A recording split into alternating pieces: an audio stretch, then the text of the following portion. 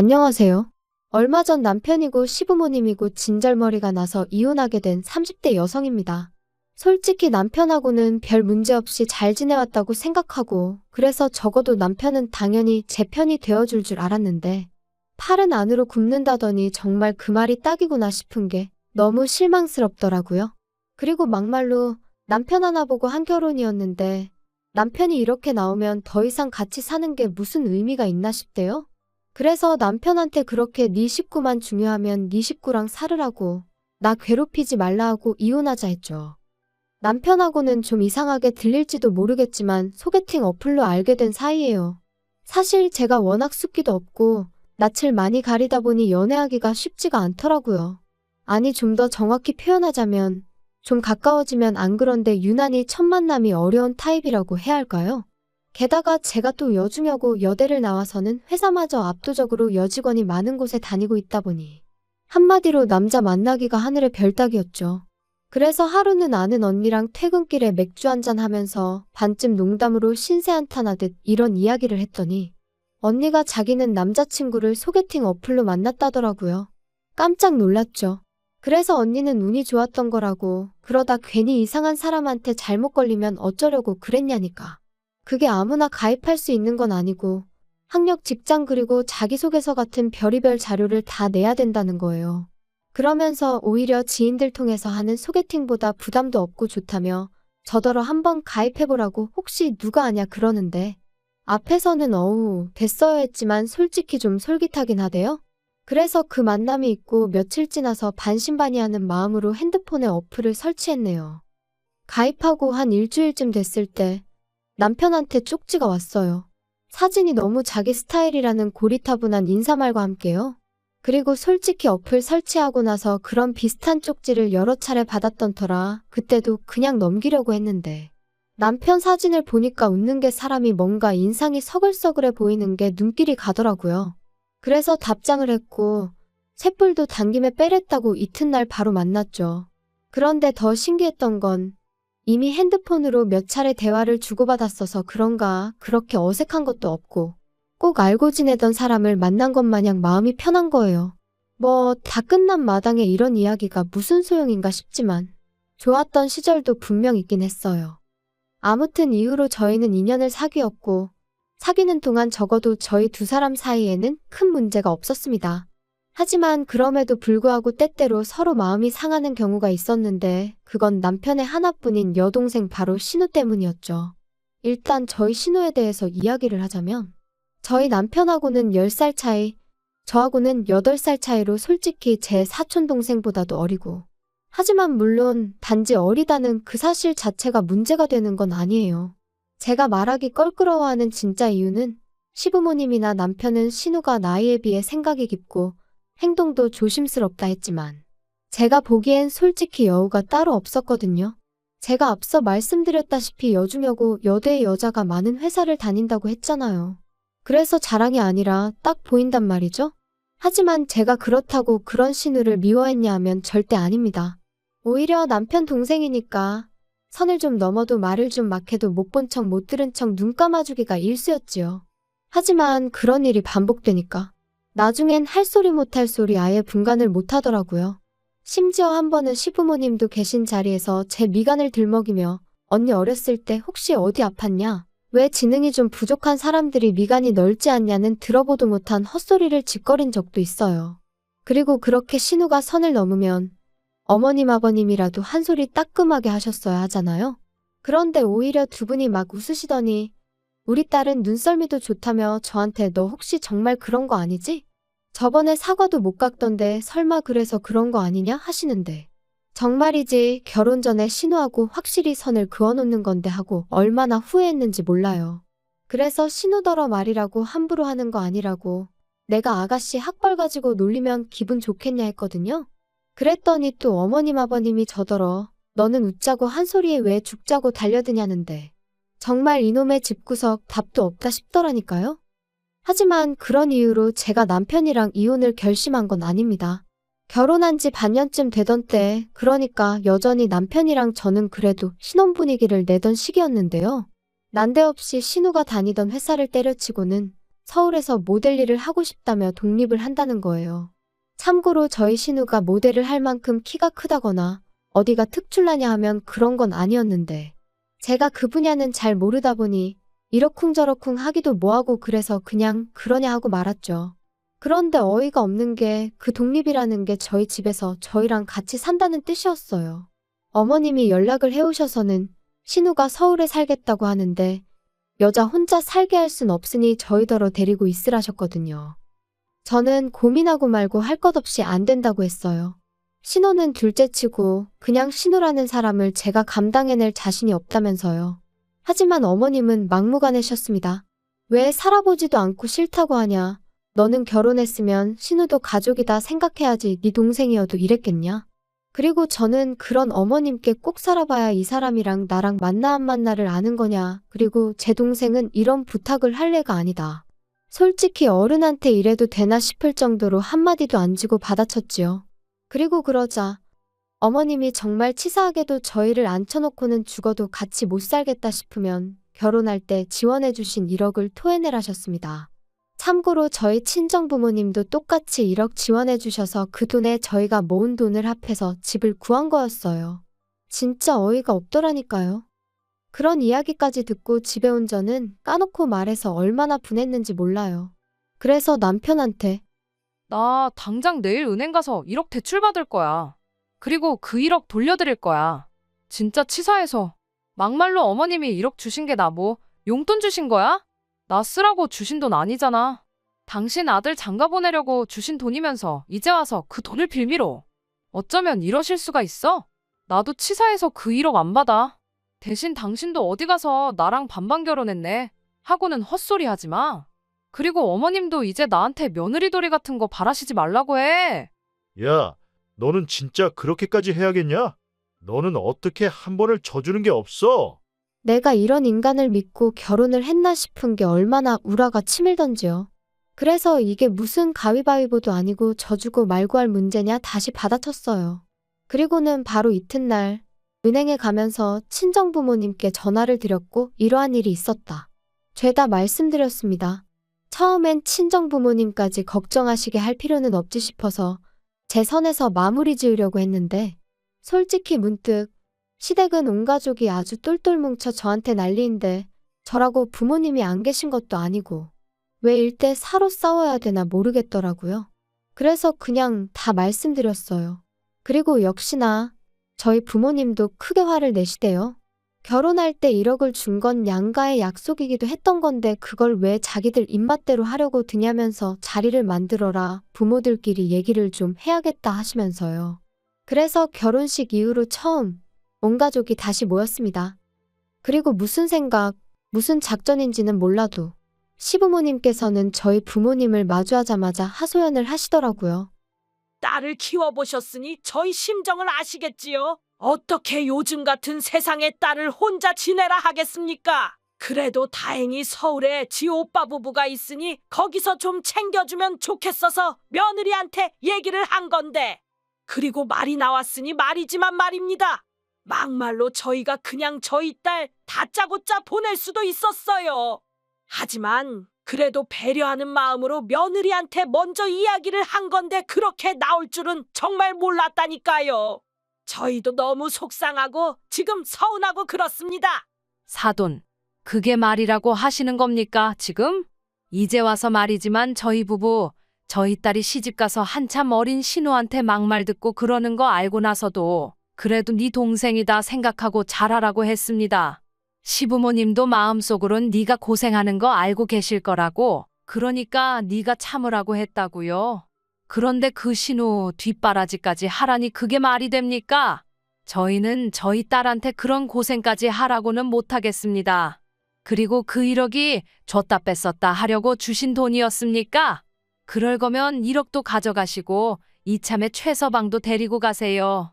저희 부부는 딸이 시집살이 당하고 고생하고 사는 거 볼 바엔 그냥 이혼하라고 할 사람들입니다.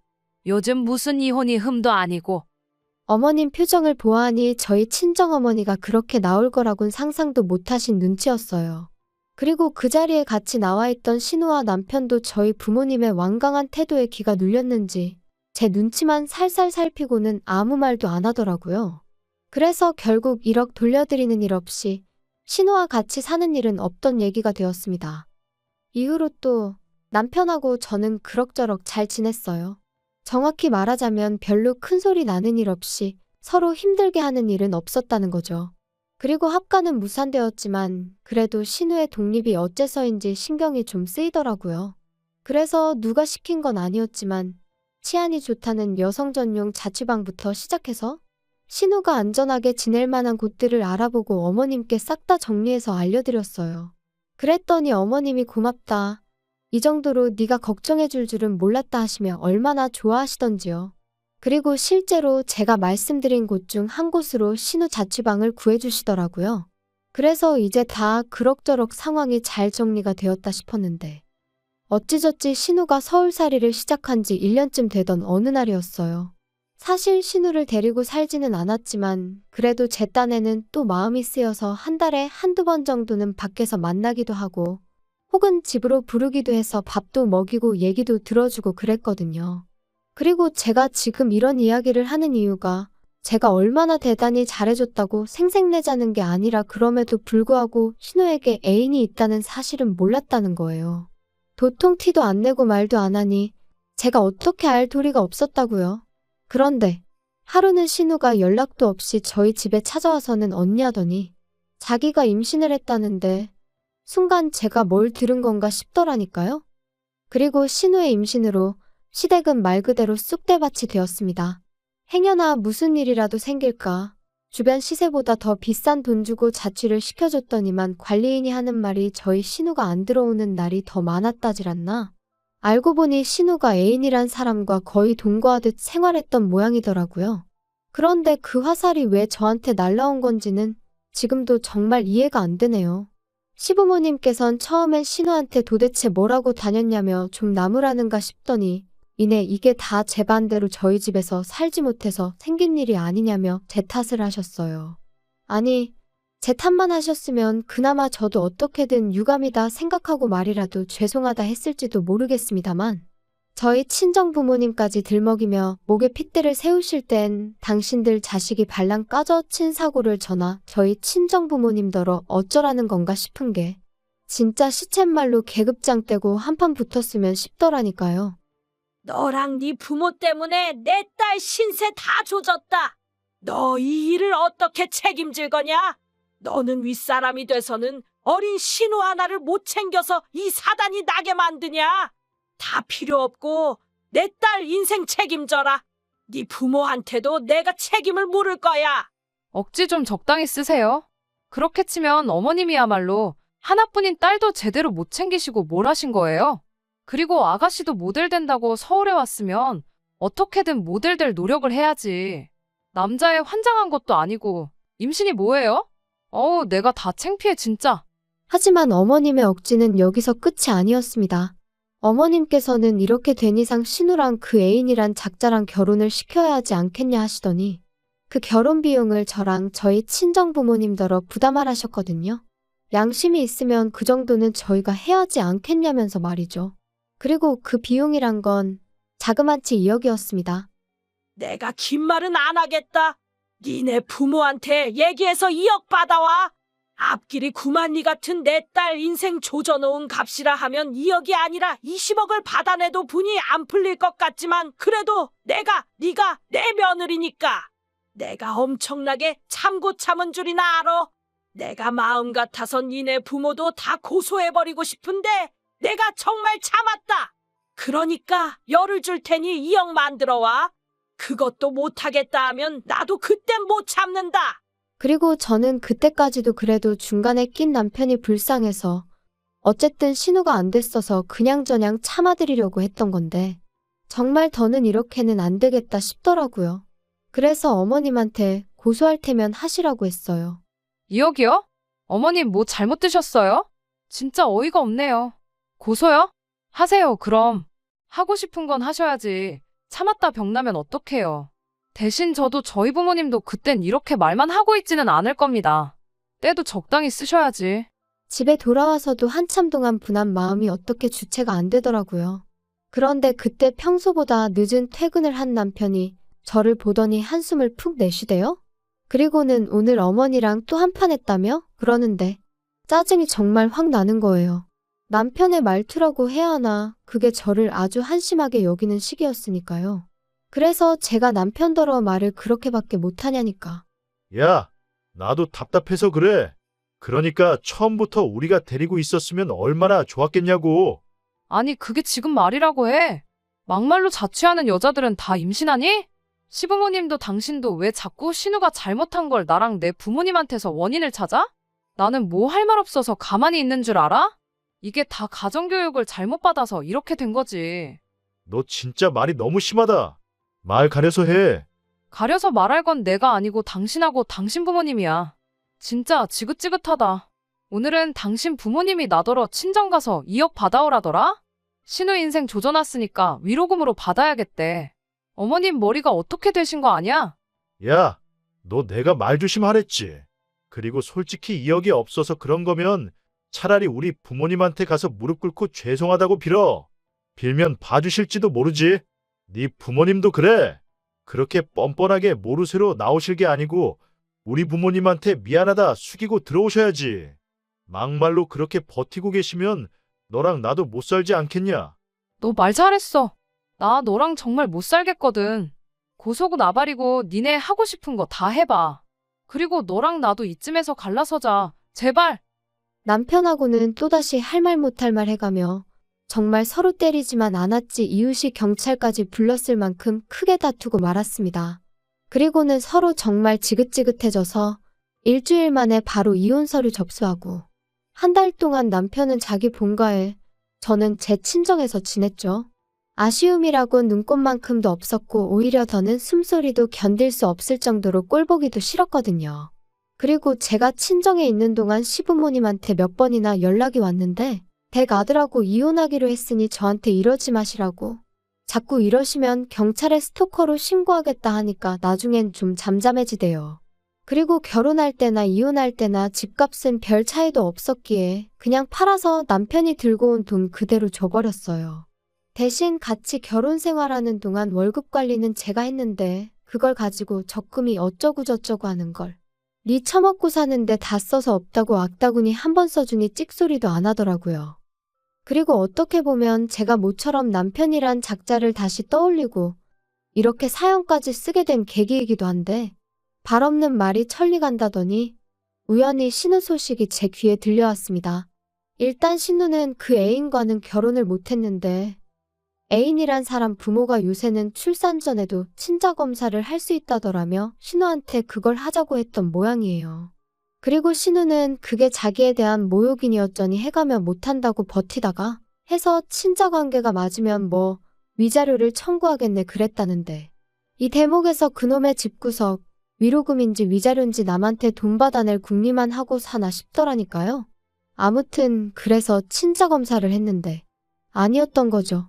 그리고 더 웃긴 건 알고 보니 신우의 남자 관계가 워낙 화려해서 누구 한 사람을 특정해낼 수가 없었던 모양이에요. 몇몇은 스쳐가는 인연만도 못한 만남이었다 하니 말 다 한 거 아니겠어요? 정말이지 아무리 자기 멋대로 사는 시대라지만 어쩜 그렇게 무책임하게 살았나 싶더라니까요.